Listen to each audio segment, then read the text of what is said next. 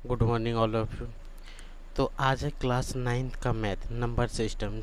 ठीक है, तो सबसे पहले जो भी एमकेसी एजुकेशन में न्यू आए हो उससे एक ही रिक्वेस्ट है कि वो 2 मिनट रुक के देखिए। 2 मिनट के बाद वो खुद डिसीजन कर सकते हैं कि ये चैनल सही है या नहीं है। ठीक है, तो देखो नंबर सिस्टम हम लोग शुरू कर रहे हैं। तो हम लोग इसमें विभिन्न प्रकार के नंबर को पढ़ते हैं। ठीक है, तो इसमें मुख्य रूप से वही नंबर को पढ़ेंगे जो क्लास 9th के लिए इम्पोर्टेंट है और जो 9 में उपयोग होगा, और जो नहीं होगा उसको हम लोग नहीं पढ़ेंगे। ठीक है, तो चलिए हम लोग नंबर सिस्टम को शुरू करते हैं। तो देखिए हम लोग को नंबर सिस्टम मतलब संख्या पद्धति, संख्या को बारे में जानना है तो संख्या के बारे में जानते हैं। तो इसमें मुख्य रूप से हमें 4-5 संख्या को पढ़ना है। ठीक है, सबसे पहले हम लोग पढ़ेंगे प्राकृत संख्या। प्राकृत संख्या, ठीक है, जिसको अंग्रेजी में क्या बोलते हैं, नेचुरल नंबर। नेचुरल नंबर, ठीक है। तो तो इसको क्या बोलेंगे, प्राकृत संख्या किसको बोलेंगे, तो याद रखना है गिनती की संख्या को। गिनती की संख्या, जिस संख्या से हम लोग गिनती शुरू करते हैं उसी को क्या बोलेंगे, प्राकृत संख्या। जैसे 1 2 3 4 5 6 डॉट डॉट डॉट, ये सब क्या हो गया, प्राकृत संख्या। ठीक है, क्या आपको लगता है कि -1 प्राकृत संख्या होगा? नहीं होगा, क्योंकि -1 से हम लोग गिनती शुरू करते हैं, नहीं करते। क्या 1/2 प्राकृत संख्या होगा? नहीं होगा, क्योंकि इससे हम लोग गिनती नहीं करते हैं। तो प्राकृत संख्या यहाँ से कंप्लीट होता है। समझ में आ रहा होगा तो लाइक जरूर करना है। ठीक है, अब आते हैं पूर्ण संख्या। पूर्ण संख्या, पूर्ण संख्या का नाम से ही क्या लगता है, पूरा हो। अंग्रेजी में इसको क्या बोलते हैं, होल नंबर। ठीक है, होल नंबर। पूर्ण संख्या क्या होता है, अगर प्राकृतिक संख्या को 0 से शुरू करें तो वही होल नंबर बन जाता है। जब 0 प्लस नेचुरल नंबर से स्टार्ट करें, शॉर्ट में लिखते हैं एन से नेचुरल, एन से नंबर। जब 0 को नेचुरल नंबर से शुरू करते हैं तो वो पूर्ण संख्या बनता है। ठीक है, जैसे 0 1 2 3 डॉट डॉट डॉट अंत तक। ठीक है, 0 से जब 1 2 3 शुरू करेंगे, जब गिनती की संख्या को 0 से शुरू करेंगे तो उसी को क्या बोलते हैं, पूर्ण संख्या। ठीक है, पूर्ण संख्या कभी भी ऋणात्मक नहीं हो सकता। यहाँ से एक पॉइंट याद रखना है, पूर्ण संख्या कभी भी ऋणात्मक होगा तो नहीं होगा। ठीक है, तीसरा आता है एक पूर्णांक संख्या। पूर्णांक संख्या, ठीक है, पूर्णांक संख्या यहाँ से 2 प्रकार हो सकता है, एक पॉजिटिव और एक नेगेटिव, यानी एक धनात्मक और एक ऋणात्मक। और साथ साथ ये फ्रैक्शन में भी होता है, फ्रैक्शन। ठीक है, पूर्णांक संख्या क्या होता है, तो कोई भी ऐसा संख्या चाहे वो पॉजिटिव हो चाहे नेगेटिव हो या फ्रैक्शन हो, वो क्या होगा, पूर्णांक संख्या। जैसे मान लेते +2 -2 या 1/2, ये सारे क्या होंगे, तो पूर्णांक संख्या। अंग्रेजी में इसको क्या बोलते हैं, इंटीजर। Integer number. तो यहाँ से पूर्णांक संख्या आपको क्लियर समझ में आया होगा कि पूर्णांक संख्या किसको बोलेंगे, कोई भी ऐसा संख्या। ठीक है, कोई भी ऐसा संख्या जिसे प्लस माइनस फ्रैक्शन में लिख सकते हो उसी को क्या बोलेंगे, पूर्णांक संख्या। ठीक है, तो हम लोग फर्स्ट क्या पढ़े, प्राकृतिक संख्या, दूसरा पूर्ण संख्या, तीसरा पूर्णांक संख्या। अब हम लोग चौथा में आएंगे जो इम्पोर्टेंट है, परिमेय संख्या। परिमेय संख्या आपने क्लास 9th में ही पढ़ा होगा, परिमेय संख्या क्या होता है, वैसी संख्या जिसे p/q के रूप में लिख सकें। ठीक है, और जहाँ पे q का वैल्यू 0 नहीं आए। आपने कभी सोचा है कि q का वैल्यू 0 क्यों नहीं आना चाहिए? अगर q का वैल्यू अगर 0 आ जाता है तो जैसे हम एक को 0, एक है, एक को अगर 0 से भाग देंगे तो इसका मान इन्फिनिटिव आता है, अनंत। क्या वैल्यू आएगा, इन्फिनिटिव, ये कटेगा नहीं। इसका आंसर 0 नहीं, एक को जब 0 से भाग देंगे, ठीक है, तो उसका वैल्यू क्या आएगा, इन्फिनिटिव, 0 नहीं होगा। इसीलिए q का मान क्या होना चाहिए, 0। और परिमेय संख्या के 2-4 चीज़ें और याद रखेंगे। इसका जो दशमलव प्रसार होगा, दशमलव प्रसार, ठीक है, परिमेय संख्या का जो दशमलव प्रसार होगा या तो शांत होगा या तो दोहराएगा। ठीक है, दोहराएगा। अब कैसे दोहराएगा वो हम लोग क्वेश्चन में डिस्कस करेंगे। ठीक है, सिर्फ याद रखना है दशमलव हो प्रसार जो होगा वो कैसा हो सकता है, शांत और दोहराना। दोहराना का मतलब कैसे हुआ, जिससे हम लोग मान लेते हैं किसी भी संख्या का अगर दशमलव ऐसे आ रहा है 0.1111111, और डॉट, यहाँ से क्या आ रहा है, एक एक एक बार बार दोहरा रहा है, दोहराव हो रहा है, जैसे 0.23 2 3 2 3 आ रहा है, यहाँ पे भी दोहराव आ रहा है। तो ऐसे संख्या क्या होगा, परिमेय संख्या होगा। ठीक है, तो परिमेय संख्या यहाँ से समझ में आया कि परिमेय संख्या क्या होता है, कोई भी ऐसा संख्या जिसे p बाय q के रूप में लिख सके जहाँ q बराबर 0 नहीं हो पूर्णांक में और p एक पूर्णांक संख्या हो। ठीक है, यहाँ तक कोई दिक्कत। अपरिमेय संख्या, अपरिमेय संख्या, अपरिमेय संख्या जस्ट इसका उल्टा होगा, जिसे p बाई क्यू के रूप में नहीं लिख सके, साथ में q का वैल्यू 0 ना आए। ठीक है, और इसमें क्या होगा कि दशमलव जो प्रसार होगा, दशमलव प्रसार इसमें दशमलव प्रसार अशांत होगा, अशांत, और दोहराएगा नहीं, यानी अनावर्ती होगा। कैसा होगा, अनावर्ती, यानी दोहराएगा नहीं या कटेगा ही नहीं, या तो अनावर्ती होगा। जैसे 0 आ गया, 2 3 आ गया, फिर 4 5 आ जाएगा, फिर 2 3, फिर 6 7, कुछ भी ऐसे आएगा कि दशमलव के बाद कहीं पे भी दोहराव नहीं दिखेगा। तो उसको समझ लेना है कि वो अपरिमेय संख्या, इरेशनल नंबर है। और परिमेय संख्या को क्या बोलते हैं, रेशनल नंबर, इरेशनल नंबर। ठीक है, यहाँ तक कोई दिक्कत। एक होता है वास्तविक संख्या, एक होता है काल्पनिक संख्या। वास्तविक संख्या, वास्तविक संख्या इसका उपयोग ज़्यादा है नहीं।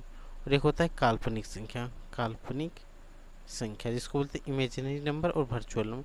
तो वास्तविक संख्या किसको बोलेंगे, जिसका वैल्यू वेल डिफाइंड हो, वो क्या होगा, वास्तविक संख्या। काल्पनिक संख्या जो इमेजिनरी नंबर होता है, जिससे 0.11111000 इसका मान क्या होगा, 1 2 3, ये सब क्या होगा, वास्तविक संख्या, ये काल्पनिक संख्या। ठीक है, तो यहाँ तक आपको क्लियर हो गया होगा। अगर संख्या क्लियर हो गया तो बनाने में कुछ भी नहीं लगेगा, आप चुटकी बजाओगे फटाफट बनेगा, चुटकियों में क्वेश्चन सॉल्व होगा। ठीक है, इसको एक बार स्क्रीनशॉट लेके आप रख सकते हो। स्क्रीनशॉट ले लिया हो तो आगे बढ़ते हैं। ठीक है, अब आ जाते एक्सरसाइज 1.1 पे। तो फर्स्ट क्वेश्चन हमारे सामने क्या है, क्या शून्य एक परिमेय संख्या है, क्या इसे आप p बाई क्यू के रूप में लिख सकते हैं जहाँ p और q पूर्णांक हो और q is not equal to 0 हो। तो सकता है, तो लिखेंगे हाँ, क्यों नहीं होगा भाई, हम लिखेंगे 0/1, इसका वैल्यू तो इन्फिनेटिव नहीं आएगा, 0 आएगा। हो सकता है, इसको लिखेंगे 0/2, जहाँ पे p का मान तो 0 है लेकिन q का मान 0 है नहीं, q का मान यहाँ पे 1 है और q का मान 2 है कि नहीं। तो इसको हम लोग क्या बोल सकते हैं कि हो सकता है, इसमें कोई दिक्कत नहीं है। ठीक है, कोई दिक्कत हो रहा है, कितना आसानी से समझ गए कि हो सकता है कि क्योंकि क्वेश्चन में बोला है q is equal to not 0 होना चाहिए, तो q is equal to not 0 दे रहे, जब वैल्यू डिफाइन करेंगे तो ये 0 आ जाएगा, ये भी 0 आ जाएगा। ठीक है, कोई दिक्कत नहीं होना चाहिए। अब देखिए क्वेश्चन नंबर 2 आते हैं। 3 और 4 के बीच में 6 परिमेय संख्या लिखने बोला है। ठीक है, जब भी ऐसे क्वेश्चन आए, देखिए 6 परिमेय संख्या बोला है 3 और 4 के बीच में, हम सिंपली क्या कर सकते हैं, n+1 जितना बोला है 6 + 1 बोलेंगे तो हो जाएगा 7। अब इसको 3 गुना 7 कर देंगे और इस और 4 को 4 गुना 7 कर देंगे, तो 7 21 और 7 चौक 28। अब इन दोनों के बीच में जो संख्या होगा उसको लिख देंगे 22 23 24 25 26 27। अब देखो 6 हो गया, 1 2 3 4 5 6, तो ये हो गया इसका आंसर। कितना आसान है। अगर हमको इसी में बटे में बनाना है, ठीक है, अगर बटे में करना है तो कुछ नहीं लिखेंगे, 3/1 कर देंगे, और इधर क्या है 4/7 है, 1 है, तो n+1 कर दिए। n का मान कितना है, जितना आप बोलेगा वही n होगा, तो 6 + 1, इसको भी 7 से गुना कर देंगे, इसको भी 7 से, इसको भी 7 से, इसको भी 7 से गुना करो, 7 21/7, और इधर क्या हो जाएगा 28/7। तो यहाँ पे क्या हो जाएगा 22/7, 23/7, 24/7, सॉरी यहाँ 7 होगा सब में, 25/7, 26/7, 27/7। तो एक आंसर ये हो गया, एक आंसर ये हो गया। आपको जो आसान लगे वो बनाना, इसका आंसर किताब में नहीं दिया रहेगा। ये भी आ सकता है, इसके बीच में हमको और भी मन करेगा तो और भी कुछ लिख सकते हैं कि नहीं। तो आपको समझना है, कॉन्सेप्ट को लेके से चलना है। ठीक है, ना तो आप लोग को सिर्फ रट्टा मारना है, ना ही छापना है, सिर्फ कॉन्सेप्ट को लेके चलना है। तो आगे हम लोग क्वेश्चन बढ़ते हैं। चलो आप यहाँ देखो, कि बीच में 5 परिमेय संख्या लिखना है। देखो अगर हर बराबर है कि नहीं, तो यहाँ पे हम लोग 2 विधि से आपको सिखाएंगे। आपको एग्ज़ाम में सॉल्व करना, आपको एक अच्छे स्टूडेंट बनाना है, ठीक है, कि हाँ लगे कि आपको सारे कॉन्सेप्ट एकदम बाय 1 बाय 2 सब याद है आपको। तो देखो यहाँ 5 परिमेय संख्या बोला है, तो सबसे पहले n+1 लिख लेंगे, यानी 5 + 1 कितना हो गया 6। तो यहाँ लिख लो 3/5 और 4/5। यहाँ 6 निकालना है तो 6 से ऊपर भी गुना कर देंगे, नीचे भी गुना कर देंगे दोनों को। अब गुना कर दो, 6 × 18, 6 × 30, और इधर करेंगे 6 × 24, 6 × 30, ठीक है। अब इनके बीच में जो जो संख्या है तो वो लिख देंगे, 19/30, 20/30, 21/30, 22/30, 23/30 होगा, 24/30। 5 ही बोला था, 1 2 3 4 5, तो हम लोग 6 लिख दें, एक ज़्यादा, तो हमें कितना लिखना है 5, तो आप 5 लिखो। अगर ऐसा नहीं हो, आपको एग्ज़ाम में नहीं दिमाग लगे कि क्या करना है, अगर सब्जेक्टिव में दे दिया हो, तो आप डायरेक्ट क्या करना है 3/5 और इधर लिख देना है 4/5। इसको डिवाइड करो, कुछ नहीं है, 1 पॉइंट देंगे दशमलव, तो यहाँ हो जाएगा 30, 6 × 30, 0 दशमलव, यहाँ क्या होगा 0.1 या तो 0.6 होगा, इसको कटाते हैं, दशमलव देंगे 40, 8 × 40, 5.5, 0.6, यही ना है।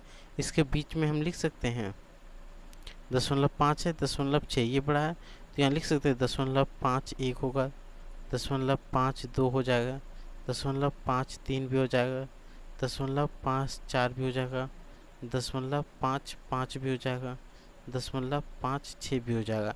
अगर हम यही परिमेय संख्या लिख दिए तो क्या ये गलत हो जाएगा?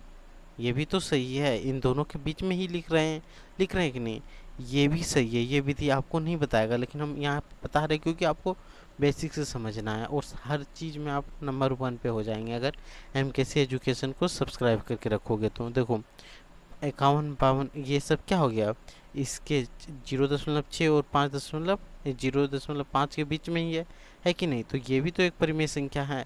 इसके नीचे हम कुछ नहीं, एक तो बैठा सकते हैं, जैसे ही एक बैठाएंगे तो ये परिमेय संख्या बन गया, तो ये भी क्या है एक परिमेय संख्या। कोई दिक्कत, इतना में तो किसी को भी कोई दिक्कत नहीं होना चाहिए। अगर अच्छा लग रहा है तो जानते ही हो कि लाइक और सब्सक्राइब ही करना पड़ता है, दूसरा चीज़ क्या ही करोगे। कहीं और जाना है तो आप जा सकते हो। नीचे दिए गए कथन सत्य है या असत्य है, कारण सहित अपने उत्तर को दीजिए, ठीक है। कारण सहित पूछा है तो कारण दे देंगे, क्या ही दिक्कत है, सब तो बता ही दिए हैं।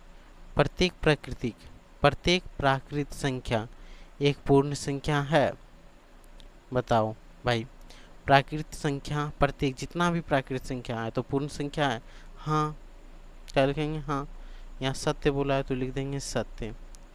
कारण में क्या लिखेंगे, कारण, सॉरी हिंदी थोड़ा गड़बड़ हो जाता है। देखो कारण में क्या लिखेंगे, जित पूर्ण संख्या कहाँ से शुरू होता है, प्राकृतिक संख्या +0, तो यहाँ लिखेंगे गिनती प्लस गिनती की संख्या को 0 से शुरू करने पर, 0 से शुरू होने पर वह पूर्ण संख्या बन जाता है, वह पूर्ण संख्या बन जाता है, संख्या बन जाता है। 0 से शुरू करेंगे तो वो पूर्ण संख्या बन जाएगा, यानी जितना भी प्राकृतिक संख्या, जैसे 1 2 3 4 है, ये प्राकृतिक संख्या है, जैसे 0 लगा दी ये पूर्ण संख्या बन गया सारा का सारा। हुआ कि नहीं, फटाक से एक स्क्रीनशॉट ले लो, बाद में छापने में काम आएगा। छापना तो पड़ेगा ही नहीं, समझा रहे हैं, आप खुद से एक बार देख लेना, बना लेना है, नहीं बनेगा तो वीडियो को रोक के फिर से देख लेना है, जिससे कि क्लियर समझ में आए। अब देखो प्रत्येक पूर्णांक, क्या बोला है, पूर्णांक पूर्ण संख्या है, प्रत्येक पूर्णांक। पूर्णांक तो आप नेगेटिव भी होता है, पूर्णांक 2 प्रकार का होता है, पॉजिटिव, नेगेटिव और फ्रैक्शन, 3 प्रकार का होता है। पूर्णांक पूर्ण संख्या सिर्फ क्या होगा, पॉजिटिव। आपको शुरू में ही बताएं, ये रब वाला चीज़ आपको नहीं लिखना है, हम तो समझाने के संदर्भ में लिख रहे हैं। तो ये क्या होगा, असत्य, क्या होगा, असत्य। यहाँ तक कोई दिक्कत, ये असत्य हो गया। कारण में क्या लिखेंगे, कि पूर्ण संख्या नेगेटिव यानी नकारात्मक, नकारात्मक लिखते कि ऋणात्मक, तो ऋणात्मक लिखते हैं हम लोग, ऋणात्मक और क्या लिखेंगे, भिन्न, विषम भिन्न। कौन सा भिन्न लिखेंगे, विषम भिन्न नहीं हो सकता है, नहीं हो सकता है, कोई दिक्कत। अगर हम लोग सिंपल विषम भिन्न लिख देते, जैसे 2/1 कटा के तो यहाँ 2 लिख सकते थे कि नहीं, तो ये हो जाता। ठीक है, तो देखिए क्वेश्चन नंबर नेक्स्ट हम लोग आते हैं। प्रत्येक परिमेय संख्या पूर्ण संख्या होती है। प्रत्येक परिमेय संख्या पूर्ण संख्या होगा। पहले बता देते हैं, पूर्ण संख्या जो है वो कभी भी नेगेटिव नहीं हो सकता। परिमेय संख्या हो भी सकता है, ये कभी भी फ्रैक्शन में नहीं हो सकता, ये तो फ्रैक्शन में हो सकता है। तो यहाँ से ये भी क्या हो गया, असत्य। क्या हो गया, असत्य। क्यों लिखेंगे, पूर्ण संख्या ऋणात्मक नहीं होता है। क्या लिखेंगे, ऋणात्मक नहीं होता है। तो यहाँ से ये चैप्टर क्लियर हो जाता है। अगर आप लोग को पसंद आया हो, ठीक है, पसंद आया हो तो लाइक और सब्सक्राइब नहीं करोगे दोबारा फिर ढूंढ के आना, और शेयर करना है। ठीक है, तो यहीं तक आज के लिए, बाकी नेक्स्ट क्लास में। तो thank you and take care अपना।